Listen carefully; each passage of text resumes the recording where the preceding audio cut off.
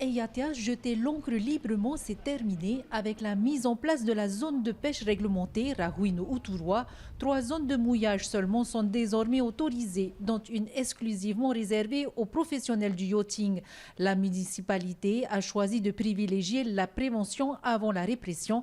Première étape, rencontrer les propriétaires d'embarcations pour les informer. On a installé des zones spécifiques de mouillage. Donc, ces zones ici, elles sont en zone de pêche réglementaire. On a décidé avec Tamana d'essayer de mettre en application les arrêtés qui ont été votés en juillet de cette année pour qu'on puisse commencer par cette mission d'information de façon à ce que tous les plaisanciers et les voiliers sur l'eau puissent avoir les documents officiels, les 2 arrêtés avec les cartes et les positionnements GPS. Comme ça, dans ce sens-là, ils sont informés de la légalité des choses qui sont mises en place sur le lagon de la commune de Toulouse. Aujourd'hui, pour cette campagne, une 60aine de voiliers ont été visités, qu'ils soient occupés ou non. Les agents ont relevé les positions GPS afin de pouvoir vérifier lors d'un second passage si certains navires ont bougé ou persistent dans des zones interdites.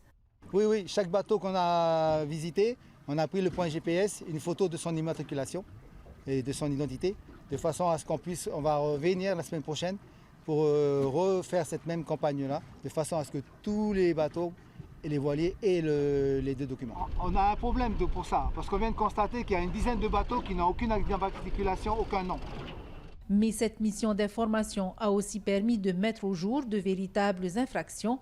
Mouillage sauvage, une dizaine de voiliers non immatriculés, 5 bateaux laissés à l'abandon et un cas plus grave relevant du pénal. Que des démarches administratives seront faites derrière en collaboration directement avec la DEPAM. Pour moi, la priorité, c'est ces bateaux abandonnés qui représentent en fait un danger pour la sécurité publique et pour l'environnement également, avant qu'ils ne coulent. Ensuite, on reviendra pour tout ce qui est bateaux, je dirais fantômes, qui n'ont aucune immatriculation, aucun nom, aucun pavillon. Dans 2 semaines, place à de nouveaux contrôles, cette fois assortis d'amendes pour les récalcitrants.